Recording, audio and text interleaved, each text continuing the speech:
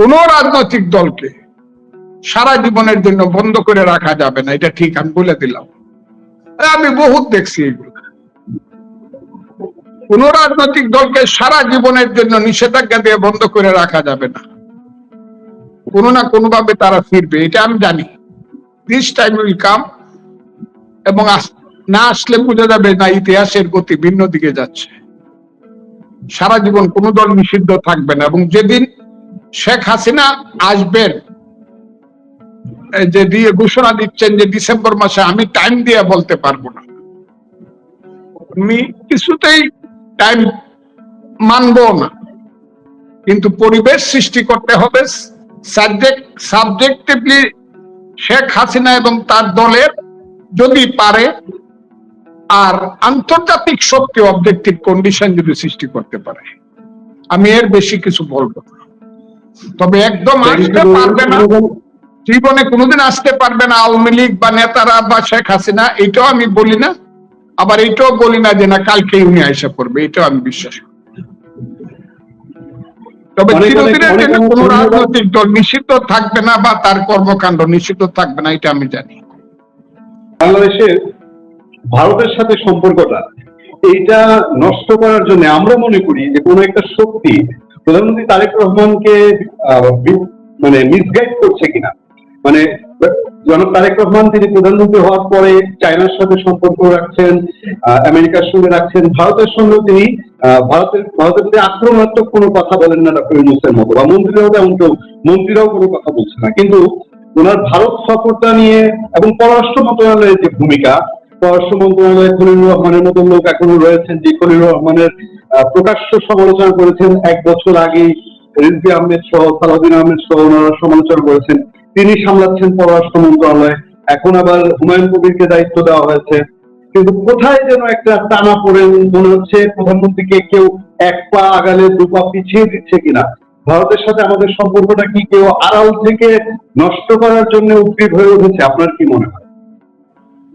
আমি আপনাকে বলি, আমি এখন পর্যন্ত বুঝলাম না খলিলুর রহমান বাংলাদেশের পররাষ্ট্রমন্ত্রী, আমি ওনাকে এখন পর্যন্ত চিনি না। উনি কে বা কি আমি অতটা জানিও না। এখন উনি আমার দল বা আমার নেতা জনাব, আমাদের নেতা জনাব তারেক রহমান ওনাকে তার মন্ত্রিসভার পররাষ্ট্রমন্ত্রী করেছে, আমার তো কিছু বলার নাই। কিন্তু একটা জিনিস আমার বলার আছে, উনি কিন্তু ইউনূস সাহেবেরও সেই সবচেয়ে গুরুত্বপূর্ণ যে প্রতিরক্ষা উপদেষ্টা ছিলেন, ইত্যাদি ইত্যাদি। উনি কি আমার বুঝার সুযোগ হয় নাই, যেহেতু ওনার সঙ্গে আমার ওইভাবে পরিচয় হয় নাই। তবে অনেকেই মনে করে যে বিএনপিতে রাষ্ট্রপতি যেমন নিজের দলের অভিজ্ঞ লোককে বানানো হয়েছে, পররাষ্ট্রমন্ত্রীও যদি নিজের দলের, সেই বিএনপি এত দরিদ্র, রাজনৈতিক ভাবে এত দরিদ্র সংগঠন না যে বিএনপির নিজের একজন পররাষ্ট্রমন্ত্রী পাওয়া যাবে না, এটা খলিল সাহেবকে দিতে হবে। খলিল সাহেব কোত্থেকে আসছে না আসছে এটা আমি জানি না, অনেকে অনেক কিছু মনে করে, আমি সেটা বলতেও চাই না। আর পরের যে প্রতিমন্ত্রী 2 জন, একজন প্রতিমন্ত্রী ছিলেন জনাব ওবায়দুর রহমান সাহেব, যিনি বাংলাদেশের মুক্তিযুদ্ধেরও নেতা ছিলেন, অনেক বড় নেতা ছিলেন, পরবর্তী সময়ে বিএনপি মহাসচিব ছিলেন, তার কন্যা, তিনি একজন প্রতিমন্ত্রী। উনি আমার মেয়ের মতো, তাকে আমি দেখলেই মা ডাকি। আরেকজন বয়সে আরো ছোট, তাকেও আমি চিনি না, উনি নাকি লন্ডন থেকে আইসে, আমি তাকে চিনি না, খালি নামটা শুনছি উনি অমুক। এরা অনেক ভাগ্যবান মানুষ। তবে একটা কথা বলি, পররাষ্ট্রনীতি সম্পর্কে কথা বলতে হলে যে যত কথাই বলুক, সেই কথাটা এটা একটা ডিসিশনের মাধ্যমেই বলা উচিত। এবং আমাদের নেতা এত বেশি সম্মান দেন দলকে এবং দলের সিদ্ধান্তকে এবং আমাদের মুরব্বীদেরকে, আমার বিশ্বাস এই দেশে কোন চুক্তি, কারো সঙ্গে জোটে যাওয়া, ওই কোন যুদ্ধ জোটে যাওয়া, এগুলো আমরা দেখতাম সেন্টো সিয়াটু, ওইগুলো অনেক আগের ব্যাপার, 56-57 সনের ব্যাপার। এগুলো হয়েছে। এই পৃথিবীর সমস্ত বড় বড় শক্তিগুলো ছোট ছোট দেশগুলোকে তাদের পুতুল বানানোর জন্য অনেক সময় সাথে নেওয়ার চেষ্টা করে, সমর্থন বাড়ানোর জন্য, হাত তোলার জন্য। আমি মনে করি না, আমার ব্যক্তিগত অভিমত এটা, জানি না দল কি করবে, প্রধানমন্ত্রী কি সিদ্ধান্ত নেবে, তবে এই ধরনের কোন জোটে যাওয়া আমার মনে হয় না বাংলাদেশের জন্য উচিত হবে, এটা আমার মনে হয় না। কারণ অমুকের বিরুদ্ধে অমুক জোট, অমুকের বিরুদ্ধে তমুকের জোট, এটা আমার গিয়া দরকার কি? আমি তো হইলাম, আমার দেশের পররাষ্ট্রমন্ত্রী হলো ফ্রেন্ডশিপ টু অল, মেলাইস টু না, সবার সাথে বন্ধুত্ব, কারো সঙ্গে শত্রুতা নয়। এই জায়গাটাতেই বাংলাদেশ থাকবে আমি বলে মনে করি। কারণ জনাব তারেক রহমান সাহেব বাংলাদেশের প্রধানমন্ত্রী, সেইটুক চিন্তা উনি নিশ্চয়ই করবেন এবং এই অভিজ্ঞতা বা এই জ্ঞানও তার আছে। বাংলাদেশ পট করে একটা জায়গাতে চলে যাবেন যেমন তা না। আর সম্পর্কের ব্যাপারে পৃথিবী বদল হতে পারে, যতদিন পর্যন্ত পৃথিবী কিয়ামত না হয়েছে। বন্ধু বদল হইতে পারে, স্ত্রী বদল হইতে পারে, অনেক কিছু বদল হইতে পারে, কিন্তু প্রতিবেশী বদল হয় না। আর ভৌগোলিক যে প্রতিবেশী যারা আছে, ইন্ডিয়া, তারা তো আমাদের সঙ্গে হবে না। কিয়ামত না হলে পরে আমাদের পাশ থেকে সরে যাওয়ার কথা নয়, তারা তিন দিকে আসে। আমি মনে করি দোষ ত্রুটি সবকিছু সহ ভারতের সঙ্গে আমাদের বন্ধুত্বপূর্ণ সম্পর্ক থাকাই উচিত। কিভাবে থাকবে এটা আমাদের সরকার নিশ্চয়ই সিদ্ধান্ত করবে, নিশ্চয়ই ওনারা ঠিক করবেন। কিন্তু এইটা হতেই হবে। যদি বাংলাদেশকে শান্তিতে থাকতে হয়, বাংলাদেশে উন্নয়ন করতে হয়, ভারতের সঙ্গে সম্পর্ক থাকাটা প্রয়োজন। এবং সেই সম্পর্কটা হলো সুসম্পর্ক। কারণ সমস্যাটাও আমাদের ভারতের সঙ্গে, আমাদের সমস্যা তো চীনের সঙ্গে হবে না, কারণ চীনের সঙ্গে আমার বর্ডার নাই। আমার সমস্যা এমনকি নেপালের সাথেও হবে না, শ্রীলঙ্কার সাথেও হবে না, আমেরিকার সাথে তো নয়, তারা অনেক দূরে। আমার সাথে যেহেতু ভারতের বর্ডার আছে, কাজে পানি যখন এই সমস্যা আসবে তার সঙ্গে আমার দ্বন্দ্ব হবে। যখন বিএসএফ বিডিআর এর বা এখন এই যখন লাগবে, গন্ডগোল লাগবে, তখন সমস্যাটা আমার যে বর্ডার আমার সঙ্গে, তার সঙ্গে তো আমার যুদ্ধই সবসময় একটা কঠিন ব্যাপার থাকবে, মনোভাব থাকবে, মনোমালিন্য থাকবে। আমেরিকার যেমন মেক্সিকোর সঙ্গে থাকে, কানাডার সঙ্গে থাকে, পাকিস্তান এখন আরেকটা দেশ আফগানিস্তান, দুইটাই মুসলমানের দেশ, কিন্তু প্রত্যেক দিন বর্ডারে গোলাগুলি হয়। এটা কিন্তু এর জন্য এইটা করা ঠিক হবে না যে অমুকের সঙ্গে বন্ধুত্ব করতে গিয়া ভারতের সঙ্গে আমাকে শত্রুতা করতে হবে। এইটা করা কিছুতেই ঠিক হবে না, আমি এটা মনে করি। সারা পৃথিবীর সাথে বন্ধুত্ব থাকুক, কিন্তু ভারতের সঙ্গে অবশ্যই বন্ধুত্ব থাকতে হবে। কারণ যেহেতু প্রতিবেশী, আমি চেঞ্জ করতে পারবো, সেই বন্ধুত্বটা থাকতে হবে। এবং সেই বন্ধুত্বটা থাকতে হবে পারস্পরিক মর্যাদার ভিত্তিতে। আমি বিশ্বাস করি বিএনপি পারস্পরিক মর্যাদার ভিত্তিতে একটা বন্ধুত্ব ভারতের সঙ্গে রাখবে। কথাটা খুব একটা বিষয় তুলে ধরি আপনার সামনে। রংপুরে একটা খুব চাঞ্চল্যকর ঘটনা ঘটেছে। পুরো একটা পরিবারকে, সনাতন ধর্মাবলম্বী একটা পরিবারকে নিঃশেষ করে দেওয়া হয়েছে। আমি আজকে দেখলাম সনাতন ধর্মাবলম্বী নেতা যারা আছেন ঢাকায়, তারাও প্রশ্ন তুলছেন যে এরকম একটা পুরো ঘটনাটার মধ্যে একটা পরিকল্পনার আন্দাজ পাওয়া যায়। আগে বিদ্যুৎ কেটে দেওয়া হয়েছে, পাশের মন্দিরে সিসিটিভি বন্ধ করে দেওয়া হয়েছে, তারপরে দুইটা ছেলে, একেবারেই হেংলা পাতলা দুইটা ছেলে 4 জন মানুষকে এভাবে শেষ করলো। আরো ভেতরে অনেক তথ্য বেরোচ্ছে যেগুলো অসামঞ্জস্যপূর্ণ। মানে মানুষের মধ্যে কোথায় যেন একটা দ্বিধা তৈরি হচ্ছে যে পুলিশ যে বক্তব্যটা দিচ্ছে, এই বক্তব্যটা কতটুকু সত্য। এবং এই চাঞ্চল্যকর ঘটনার পেছনে বাংলাদেশের মৌলবাদী বা জঙ্গি গোষ্ঠীর একটা আস্ফালনের যোগসূত্র কেউ আন্দাজ করছেন।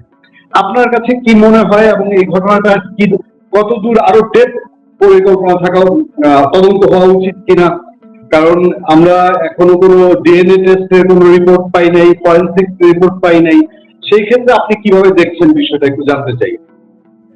শুনেন, আমি শুধু ফজলুর রহমান এমপি এটা না, রাজনীতিবিদ শুধু এইটা না, আমি কিন্তু একজন আইনজীবী এবং আমি কিন্তু ক্রিমিনাল সাইডের আইনজীবী করি। আমি মার্ডার কেস, যাবজ্জীবন কেস, ফাঁসির কেস, খালাস করি, বহাল থাকে, সবকিছু করি। কাজেই আমি কাগজটা হাতে নিলে বা ঘটনাটা শুনলেই বুঝতে পারি এটার ভিতরে কি আছে, রহস্যটা কি। এই কেসটা খালাস পাবে না এই কেসটা যাবজ্জীবন হবে না ফাঁসি হবে, এটা আমি বুঝতে পারি মার্ডার কেস হইলে পড়ে। কারণ আমি একজন আইনজীবী, সে আইনজীবী হিসাবে একটা কথা বলি, যেভাবে দেখলাম আইনজীবী হিসাবে বলবো, এই প্রসেসে এত দ্রুত সুপারসনিক গতিতে এত উপরের অফিসাররা কথা বলে ফেলানো এবং সিদ্ধান্তে পৌঁছে যাওয়া এমন একটা ঘটনা, যে ঘটনাটা দেখলে পরে মানুষ হিসাবে বিবেক এমন ভাবে দংশন করে যে তার কোনো সীমা নাই। মানে মনে হয় চোখ তুমি অন্ধ হয়ে যাও, বিবেক তুমি বন্ধ হয়ে যাও। এই ধরনের ঘটনা কি একটা দেশে ঘটতে পারে? একটা দেশের মানুষ করতে পারে? কে করছে আমি জানি না, কিন্তু এত দ্রুত যে কথাগুলো বলা হয়েছে এইটা আমি কেন জানি, আমি আইনজীবী হিসাবে বললাম এটা আমি বিশ্বাস করলাম না। আমার বিশ্বাসের মধ্যে কেন জানি বিষয়টা আসতে চায় না।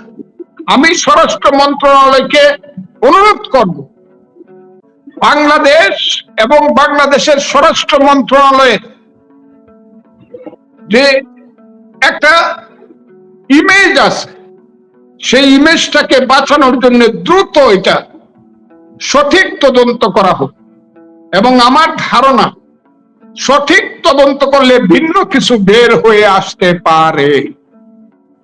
তবে যেভাবে ঘটনাটা দেখানো হয়েছে আমার কাছে এটা বিশ্বাসযোগ্য মনে হয় নাই, কোনো কারণেই বিশ্বাসযোগ্য মনে হয় না, এটা আমার মনে হয়।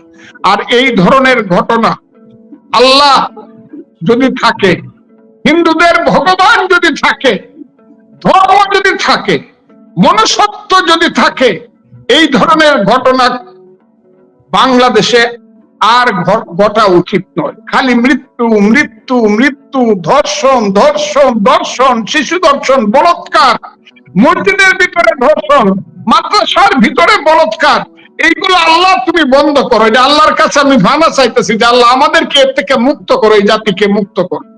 আমি আর এইসব বলতে পারি না, অনেকেই মনে কষ্ট পাইতে পারেন, কিন্তু আমি আমার বিবেকের তাড়নায় বলতেছি যদি না বলি তাহলে আল্লাহর কাছে আমি দায়ী থাকবো। এইসব বন্ধ হওয়া উচিত। যেসব মানুষকে দেখলে মনে হয় ফেরেশতার সঙ্গে দেখা হয়েছে, তার যখন ডায়েরিটা আমি খুলি, তার যখন পত্রিকায় ব্যবহারটা দেখি, তার হোটেলে যখন তার অভ্যাসটা দেখি, তখন আমার মনে হয় এইটা দেশ হওয়া উচিত না, এইটা দেশ হওয়া উচিত না, এটা বন্ধ হওয়া উচিত, বন্ধ হওয়া উচিত। এবং এটা বন্ধ না হইলে এই দেশে মনুষ্যত্ব থাকবে না, সমাজ থাকবে না। কাজে খুব কঠিন ভাবে রংপুরের ব্যাপারটা, যে গণপতি চক্রবর্তী বাবু পরিবারের ব্যাপারটা দেখা উচিত। আমি সেই পরিবারের প্রতি সমবেদনা কাকে জানাবো? সবাইকে তো মেরে ফেলছে। তবে যারা এই ঘটনাকে যারা, আমি সবার সঙ্গে একমত হয়ে বলতেছি, ঘটনাটা খুব খতিয়ে দেখা উচিত, অনেক গভীর থেকে ঘটনাটা কি ঘটেছে, এটা আমি মনে করি। স্যার, আমি সবশেষ একটা প্রসঙ্গ দিয়ে শেষ করব। রাজনীতিতে একটা ইস্যু আছে এখন, সেটা হলো শেখ হাসিনা তার প্রত্যাবর্তনের যে ঘোষণা দিয়েছে বা ফিরে আসার যে ঘোষণা দিয়েছে, দেশে আসতে চান তিনি ডিসেম্বরে। আমরা নানান রকম তথ্য পাই, ইন্ডিয়াতে সাংবাদিকরা যাদের সঙ্গে আমাদের যোগাযোগ হয়, কথা হয়, তারা জানাচ্ছেন যে তিনি আসার সময় বিশাল এক সমারোহ তৈরি হবে, 20টা ফ্লাইট তারা রিজার্ভ করছে, বুকিং দিচ্ছে, 200 ইন্টারন্যাশনাল মিডিয়া আসবে। আমার কথা হলো যে ডিসেম্বরে ওই সময়টায় বাংলাদেশ সরকারের তখন 1 বছর পূর্ণ হবে না নতুন সরকারের। সরকারের জন্য আওয়ামী লীগ তো এমন কোন পরিস্থিতি এখনো তৈরি হয়নি যে একটা গণ আন্দোলন শুরু হয়ে গেছে, একটা গণবিক্ষোভ চলছে, এমন কোন সিচুয়েশন তৈরি হয় নাই। হ্যাঁ, তো সেই ক্ষেত্রে এই ফিরে আসার ঘোষণাটা আপনি কিভাবে দেখছেন, কি মনে করেন, এবং এতে করে দেশের ইন্টারনাল পরিস্থিতি কি হতে পারে বলে আপনি মনে করেন? এটা আমি বহুবার বহু বক্তব্যে বলছি, এখনো বলি, শেখ হাসিনার বাংলাদেশে ফিরে আসাটা জাতীয় এবং আন্তর্জাতিক রাজনীতির উপরে নির্ভর করে এবং তাদের সিদ্ধান্তের উপরে নির্ভর করে। এটা বাংলাদেশের সাবজেক্টিভ কন্ডিশন এবং সারা পৃথিবীর অবজেক্টিভ কন্ডিশনের উপরে নির্ভর করে। এবং আমার ধারণা যে যদি শেখ হাসিনাকে ফিরে আসতে হয়, দুইটার সমন্বয় হইতে হবে। সেই দুইটার সমন্বয় যেদিন হবে সেদিন তিনি ফিরে আসবেন। আজকের মতো অবস্থায় যদি থাকে, যে অবস্থায় তারা ফিরে আসার ঘোষণা দেন, এই অবস্থার যদি পরিবর্তন না হয় বা কোনো কারণে যদি আওয়ামী লীগের উপর থেকে যদি নিষেধাজ্ঞা প্রত্যাহার না হয়, তাহলে এই অবস্থাতে তাদের আশাটা বাস্তবতা আছে বলে আমি মনে করি না। কিন্তু এইটাও আমি মনে করি যে অবজেক্টিভ কন্ডিশনটা যদি এরকম হয় যে শেখ হাসিনা আসার মতো পরিবেশ তারা সৃষ্টি করতে পারে, আসতেও পারে, এটা আমি বলতে পারবো না, না কোনদিন আসতে পারবে না। তবে এইটাও ঠিক, কোন রাজনৈতিক দলকে সারা জীবনের জন্য বন্ধ করে রাখা যাবে না, এটা ঠিক, আমি বলে দিলাম। আমি বহুত দেখছি এগুলো। কোন রাজনৈতিক দলকে সারা জীবনের জন্য নিষেধাজ্ঞা দিয়ে বন্ধ করে রাখা যাবে না, কোনো না কোনো ভাবে তারা ফিরবে, এটা আমি জানি। দিস টাইম উইল কাম, এবং না আসলে বোঝা যাবে না ইতিহাসের গতি ভিন্ন দিকে যাচ্ছে। সারা জীবন কোন দল নিষিদ্ধ থাকবে না, এবং যেদিন শেখ হাসিনা আসবেন,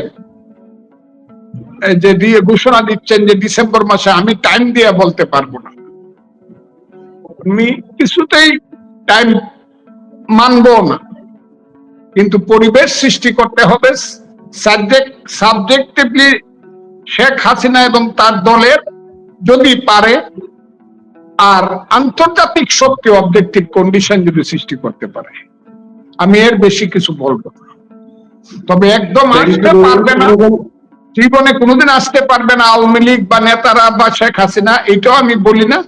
আবার এটাও বলি না যে না কালকেই উনি আইসা পড়বে, এটাও আমি বিশ্বাস করি।